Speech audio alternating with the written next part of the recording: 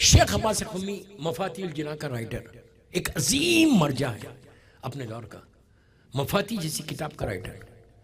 اور علامہ مجلسی، آپ جانتے ہیں مجلسی کیا ہستی ہے، جن کی انسائکلوپیڈیا ہے پورا، بیار الانوار، حیات القلوب، ایک عظیم پرسنالٹی ہمارے علماء کی. اصفہان ایران میں دفن ہے.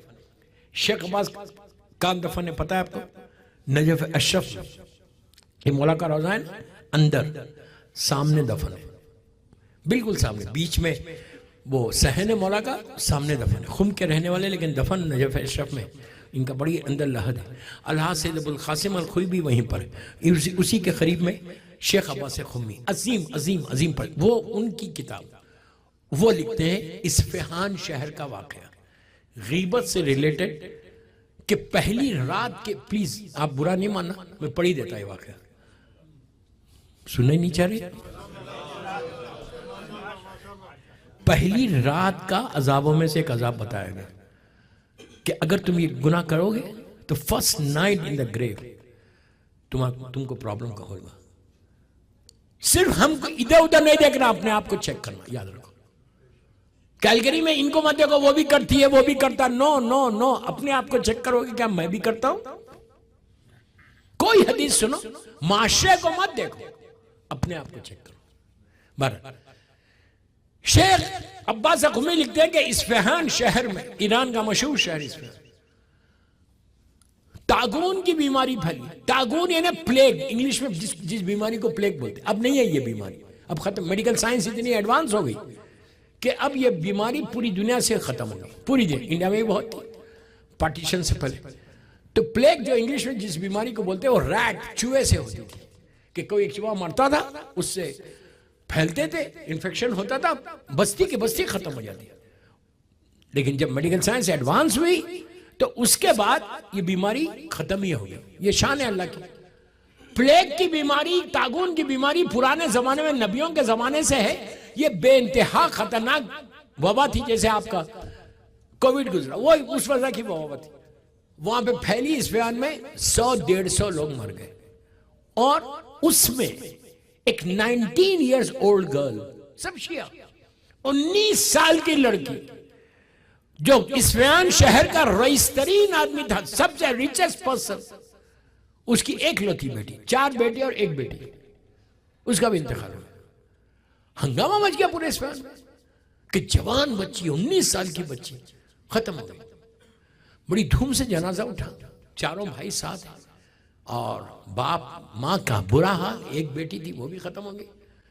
اب یہ جنازہ آیا قبرستان میں. شیخ عباس لکھ رہے، اللہ ان کے درجات بلند کرے انشاءاللہ. اصفہان کے قبرستان میں، سیمیٹری میں یہ جنازہ آیا عصر کے بعد، اور اس کو دفن. بھائی نیچے اترے، اس لیے کہ محرم تھے دونوں بھائی، بڑا بھائی.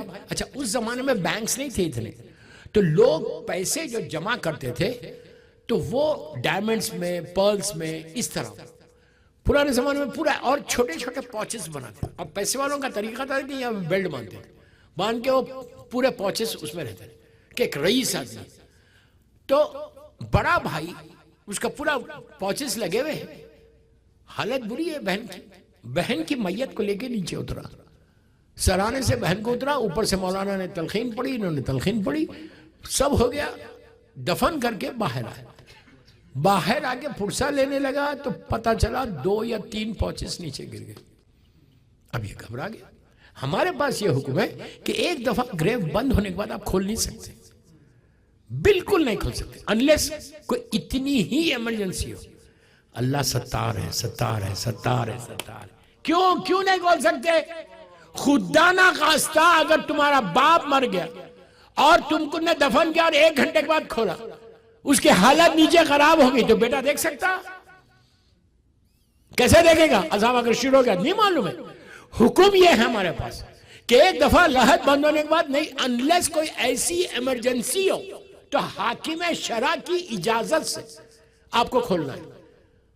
ایمرجنسی یہ تھی کہ اس کے اتنا گر گیا، وہ سیدھا حاکم شرع کے پاس اصفہان میں گئے اور جا کے کہا کہ ایسا ہو گیا، آپ اجازت دیجئے کہ میں اپنی بہن کی میت وہ کھولوں. کہا تمہاری بہن؟ تو کہا ہاں. تو کہا تم شور ہے کہ وہیں پہ گرے؟ اس نے کہا بالکل میں 100% شور ہوں کہ میں جب بہن کو نیچے اتارا اور میں سرانے تھا اور میں تلقین پڑھ رہا تھا، سرانے نیچے کھڑے رہ کے، اسی وقت گرے ہوں گے، ادروائز میرے ساتھ تھے۔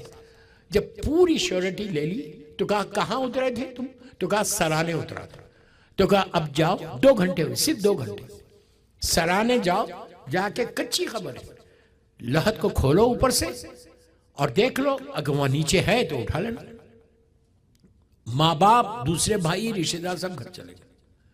شیخ عباس لکھ رہے، ہلکی ہلکی مغرب کا وقت، اندھیرا ہو رہا، 2 گھنٹے ہوئے بہن کو دفن کر کے، صرف 2 آورز میں، کوئی فیری ٹیل سٹوری نہیں سنا رہا، یہ اتنی مشہور واقعہ ہے پہلی رات کا۔ وہ پہنچ کے اس نے 2 گھنٹے پہلے جس جگہ پہ بہن کو لٹایا تھا وہاں کی لحد سے اوپر سے مٹی ہٹانا شروع کیا۔ آپ یقین کرو، ممبر سے بول جو کتاب میں شیخ لکھتے ہیں کہ جب مٹی ہٹانے لگا تھوڑا سا نیچے سوراخ پڑا، ہول پڑا، اتنی تیز ایک آگ کا شعلہ باہر آیا کہ یہ لڑکا پیچھے ہٹ گیا۔ اتنا پریشر تھا، اتنا پاور تھا، آگ کا شعلہ، آپ انکار نہیں کر سکتے۔ یہ مت بولو آپ کینیڈا میں رہتے، یہ ملاؤں کی بات ہے، ملاؤں کی بات ہے۔ شب قدر میں نہ آپ مشہور دعا کون سی پڑھتے؟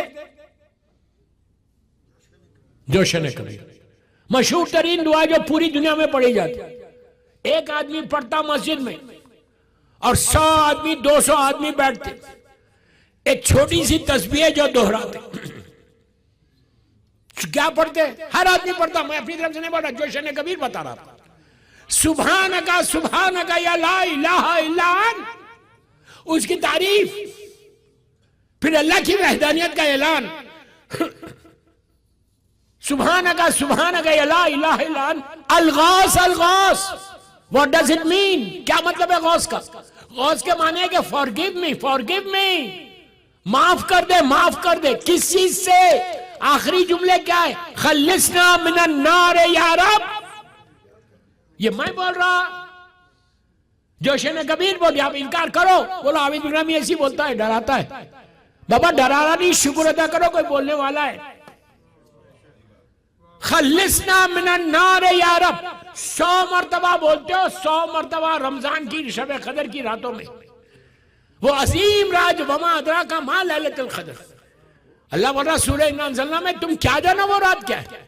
اس رات کی سب سے عظیم دعا جوشن کبیر۔ اس کے بعد آپ قنوت پڑھتے، بسم اللہ الرحمن الرحیم، ربنا آتینا، قرآن ہے نا، ربنا آتینا فی الدنیا حسنہ وفی الآخرۃ حسنہ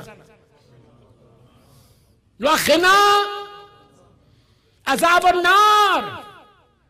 اگر آگ نہیں ہے تو کیوں پڑھ رہے؟ اگر ملاؤں کی باتیں ہیں تو کیوں پڑھ رہے؟ اس کے بعد اسی رمضان میں 13، 14، 15 رمضان، 13، 14، 15 رمضان، جو ایک عظیم عظیم عظیم راتوں میں، سیکنڈ ہاف آف رمضان ختم ہو رہا ہے اس دعاؤں پہ۔ ایک عظیم دعا پڑھتے آپ، یہاں ضرور پڑھی جاتی ہوگی۔ اس دعا کا نام کیا ہے؟ جس میں 65 ٹائمز آپ ایک ہی جملہ بولتے، اللہ تو آگ کے عذاب سے بچا لے، اللہ تو آگ کے عذاب سے بچا لے، اللہ تو آگ کے عذاب سے بچا۔ جو دعا خانہ کعبہ کے پاس، مقام ابراہیم کے پاس اللہ کے رسول کو جبرائیل نے ڈائریکٹ لا کے دیا تھا۔ اللہ تو اتنی باتیں میں آپ کو بتا دیا، قرآن سے بھی، دعاؤں سے بھی، جو ہم پڑھتے ہیں ریگولر۔ ایک آگ کا شعلہ باہر ہے، یہ پیچھے ہٹ گیا، اس نے فوراً مٹی ڈال دی، سیدھا گھر آیا۔ نہ باپ کو بول سکتا، نہ ماں کو، مر جائیں گے وہ لوگ کہ بیٹی کے 2 گھنٹے میں یہ حال ہوا۔ نہ بھائی کو بول سکتا، اپنے حجرے میں گیا، اپنے روم میں گیا، تڑپ کے رونے لگا، اللہ کی بارگاہ میں فریاد کرنے لگا کہ پروردگار تو میری بہن کا کوئی گناہ بتا دے کہ میں اس کا استغفار کروں، کفارہ دے دوں۔ دعائیں کرتا رہا۔ ہمارے پاس کچھ اعمال ہیں کہ جس کے پڑھنے سے مردہ خواب میں آتا ہے۔ آپ کا باپ ہو، ماں ہو، بھائی ہو، بہن ہو، وہ اعمال کرنے سے اب اس نے وہ اعمال کرنا شروع کیے۔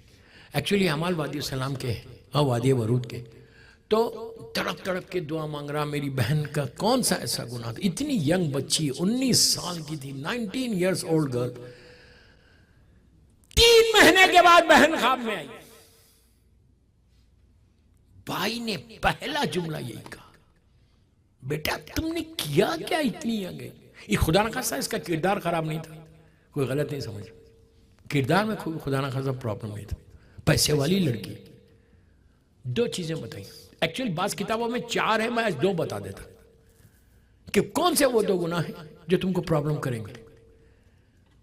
اس نے پوچھا بیٹا تم نے کیا کیا، یہ بڑا بھائی ہے وہ چھوٹی بہن، اتنی ینگ ایج میں کیسا گناہ تھا کہ تم کو پہلی رات میں لٹاتے ہی عذاب شروع ہو گیا.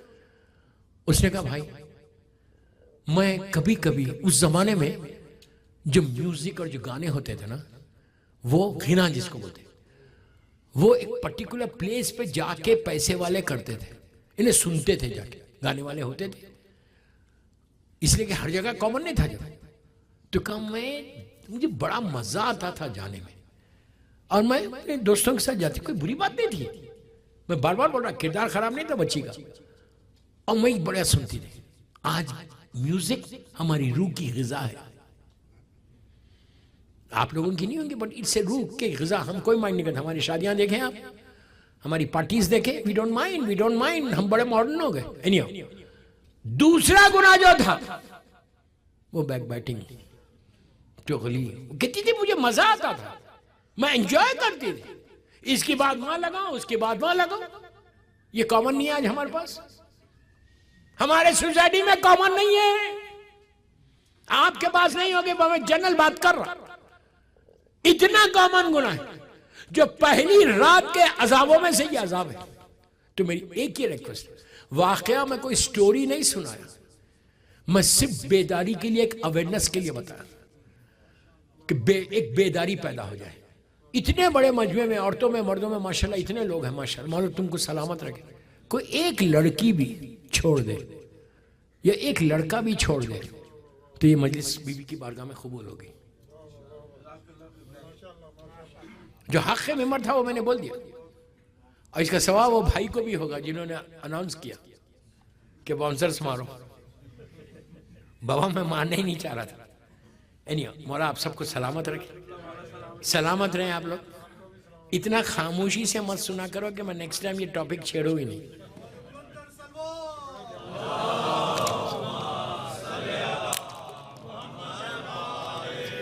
بس مولا آباد رکھے، سلامت رکھے، کیلگری والوں کو سلامت رکھے. دوستو پوری مجلس کا خلاصہ کنکلوژن کیا ہے کہ یہ محرم میں ہم یہ چیزیں چھوڑ دیں گے. میں اپنی بہنوں کو بھی بول رہا ہوں، میں آپ کو بھی بول رہا ہوں، اگر کوئی آ کے آپ سے کسی کے بارے میں بات کرے تو آپ بولے پلیز سٹاپ اٹ. اسٹریٹ بول دو، بڑا ہو چھوٹا ہو، بلنٹلی بول دو، پلیز آپ روک جاؤ نا. مجھے کیا انٹرسٹ ہے اس سے، مجھے گناہگار مت بولو. بس 1 دفعہ 2 دفعہ 3 دفعہ سب کرنے لگے تو لوگوں کی ہمت نہیں ہوگی بات کرنے کی، کسی کی غیبت کرنے کی ہمت نہیں ہوگی. اسٹریٹ بول دو بابا نہیں، we don't want to listen, کیوں مجھے گناہگار کر رہے ہیں. جو بولو اس کے منہ میں جا کے بولو، پیچھے کیا بول رہے تھے.